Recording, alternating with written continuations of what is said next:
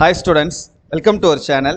இந்த வீடியோவில் நம்ம என்ன பார்க்க போகிறோம் அப்படின்னா SSLC 2024 எக்ஸாம் எழுதின ஸ்டூடெண்ட்ஸ்க்கான ப்ரொவிஷனல் மார்க் ஸ்டேட்மெண்ட் வீட்டில் இருந்தபடியே நீங்கள் உங்களுடைய மொபைல்லேயே டவுன்லோட் பண்ணிக்கலாம். ஸோ அதை எப்படி டவுன்லோட் பண்ணுறது அப்படின்ற அந்த ஸ்டெப் பை ஸ்டெப் ப்ரொசீஜர் இந்த வீடியோவில் நான் சொல்கிறேன். ஸ்கிப் பண்ணாமல் கடைசி வரைக்கும் பாருங்கள்.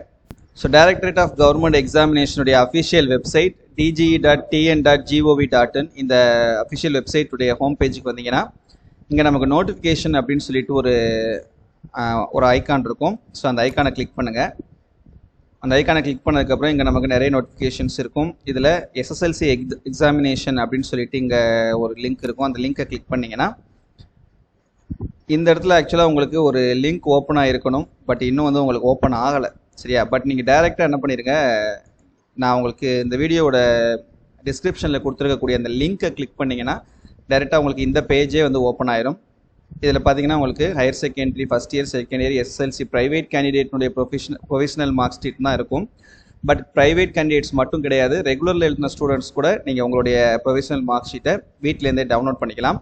இப்போ இதில் அந்த எக்ஸாம் ரோல் நம்பர் அப்படின்றதுல உங்களுடைய ரோல் நம்பரையும், டேட் ஆஃப் பர்த்தில் உங்களுடைய டேட் ஆஃப் பர்த்தை ஃபஸ்ட்டு இயர், அதுக்கப்புறம் மந்த்து, அதுக்கப்புறம் டேட்டு, அந்த ஃபார்மேட்டில் என்ட்ரு பண்ணுங்கள்.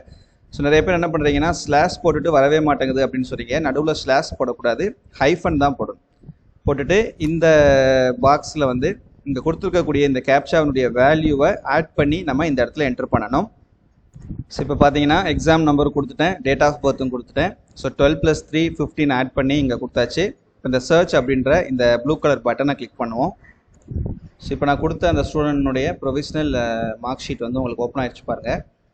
ஸோ இதில் உங்களுக்கு உங்களோட நேம், அந்த சப்ஜெக்ட்ஸ், நீங்கள் என்னென்ன எக்ஸாம்ஸ் எழுதிருக்கீங்கன்ற அந்த சப்ஜெக்ட்ஸ் ப்ளஸ் அதனுடைய மார்க், சயின்ஸ்க்கு மட்டும் ப்ராக்டிக்கல் மார்க்கும் தியரி மார்க்கும் தனித்தனியாக இருக்கும். ஸோ இந்த மாதிரி நீங்களே என்ன பண்ணிக்கலாம்னா உங்களுடைய மொபைல்லேயே டவுன்லோட் பண்ணிக்கலாம். ஏதாவது டவுட் இருந்ததுன்னா கமெண்ட்டில் கேளுங்க. தேங்க்யூ.